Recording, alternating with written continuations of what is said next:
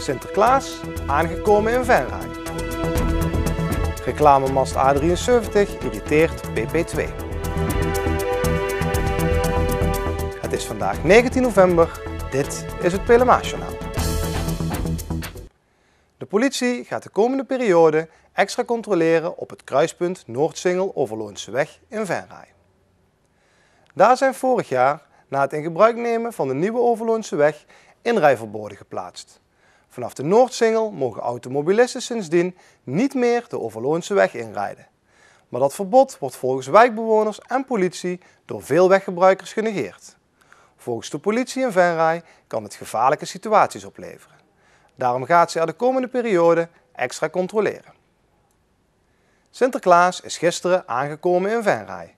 Het regende nog een hele poos in de middag, maar later scheen gelukkig weer de zon en werd de paraplupiet weer werkeloos. Het zal je maar gebeuren. Weken van voorbereiding en dan regent het. Ja, het is echt niet leuk. Ik ben niet mee voor de Zwarte Pieten. Sinterklaas had zich erop voorbereid en een extra Zwarte Piet meegenomen. Ja, er is een Piet die de paraplu voor mij draagt. Ik hoop niet dat het nodig is natuurlijk. En meestal geeft Venray wel goed weer. Maar als het zo is, dan hoop ik dat hij in de buurt is. Gelukkig hoeft de paraplupiet niet in actie te komen, want korte tijd later werd het droog. Ja, gelukkig wel. Kijk, de pieten kunnen wel tegen regen natuurlijk. Maar ja, het is natuurlijk altijd leuker als het niet regent. Zeker op het plein, want dan kunnen alle kinderen ook genieten. Geen paraplu's, kunnen we het allemaal goed zien. Maar eerst moest de stoet nog bij het Raailand College vertrekken. Wat is hier te doen? Wat gaat hier zo meteen gebeuren? Dan komt Sinterklaas. Oeh, helemaal alleen? Nee, Met wie nog meer? Zwarte Pieten en Amerigo. Natuurlijk is het paard van Sinterklaas er ook bij. Voorafgegaan door MMSK Petrusbande, een heleboel fietspieten en Harmonie Euterpe. Hier beneden is het droog, daarboven ook? Ja hoor, hier is het ook droog. Goed zo.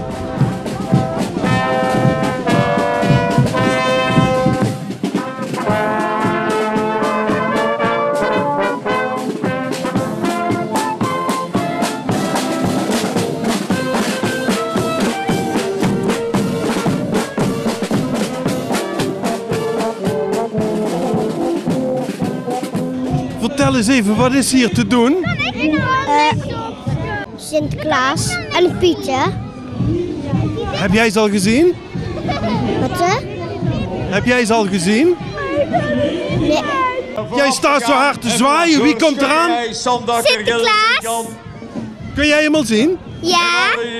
Ja, daar komt hij aan, al voor de 124ste keer. En volgend jaar dan? Heel groot feest, 125ste keer. Dat wordt groot uitpakken. Nog groter dan nu? Nog veel groter. Maar dan kan het plein het helemaal niet aan. Heb je daar bijzondere dingen achter de hand? We denken aan een hele grote stoet, een ander plein, heel groot feest. Gewoon van intocht tot en met 5 december. En dat is lang. Maar er zullen nog veel sponsoren zich moeten melden, want steun van de gemeente voor het jubileumfeest is nog lang niet zeker. Dit in tegenstelling tot de Sint, die maar aan het uitdelen blijft. Nou, Sinterklaas heeft denk ik een geheime geldbron, want wij als gemeente zien echt de bodem van onze portemonnee elke dag. Dus wij moeten iedere cent omdraaien. Bij ons is het dus niet zo royaal. Is dat geld nu allemaal in het gemeentehuis verdwenen? Nee, we hebben het gemeentehuis gebouwd zoals het moest, sober en doelmatig. Dus niet duurder als het echt nodig was. En het was ook wel hoog tijd dat het vernieuwd werd. Maar het is waar, het heeft wel heel veel geld gekost. Zit er nog iets in de zak voor het komend jaar dan? Ja hoor, het geld wat echt nodig is, dat hebben we wel. Dus de mensen en ook de kinderen hoeven wat dat betreft niet wanhopig te worden. En dat is een hele geruststelling voor de inwoners van onze gemeente. Met haar vierde treffer van de dag bezorgde Debbie Wismans de korfbalsters van SVOC 01 de zege in het thuisduel tegen Emos met 11-10. De thuisploeg domineerde de hele wedstrijd en leidde bij rust met een minimale 5-4 voorsprong. Na de pauze kwam de zege geen moment in gevaar. SVOC 01 liep uit naar een veilige marge van 3 doelpunten, maar zag de gasten in de slotfase met 2 doelpunten op rij toch nog langs zij komen, 10-10. In werkelijk de allerlaatste seconde gooide Debbie Wismans van onder de korf toch nog de winnende treffer binnen. De ontlading was groot bij SVOC 01. De reclamemast langs de A73 ter hoogte van Venray houdt de gemoederen bezig.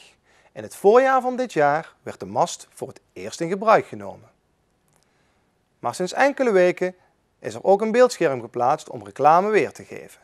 Echter in het begin was het beeldscherm compleet wit, iets dat volgens fractievoorzitter Carla Brugman van PP2 gevaarlijke situaties oplevert. Zij kaarten dit verder aan. Nou, het was verblindend. Je zag mensen ook remmen en die schrokken, zeg maar, omdat het in één heel groot donker geheel staat, valt het enorm op. Die reclamemast buigt zich, zeg maar, over die A73 heen. Je kan er bijna niet omheen. En vervolgens heb ik dat getwitterd, een foto van gemaakt en getwitterd.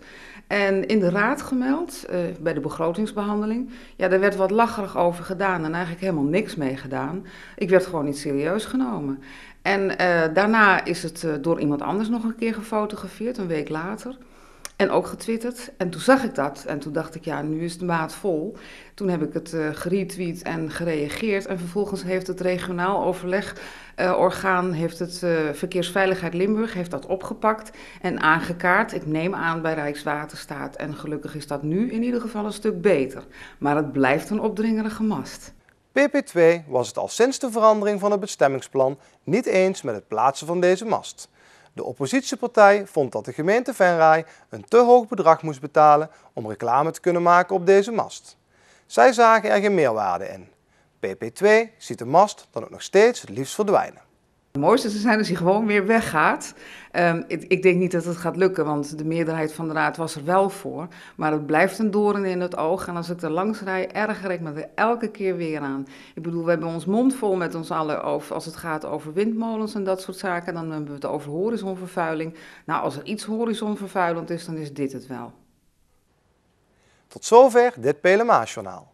Tips kunt u mailen naar de redactie. Deze uitzending wordt herhaald tot en met dinsdag 12 uur 's middags. Dinsdagavond om 7 uur is de eerstvolgende nieuwe uitzending. Zometeen nog het weerbericht. Weer of geen weer, bij ons is het altijd vakantieweer. Aankomende nacht verloopt droog. Dinsdagochtend is het droog en er zijn wolkenvelden en opklaringen te verwachten. Het wordt zacht. 'S Middags wordt het maximaal 12 graden. Het waait matig. Woensdag wordt het 9 graden. Ik wens u nog een hele fijne avond.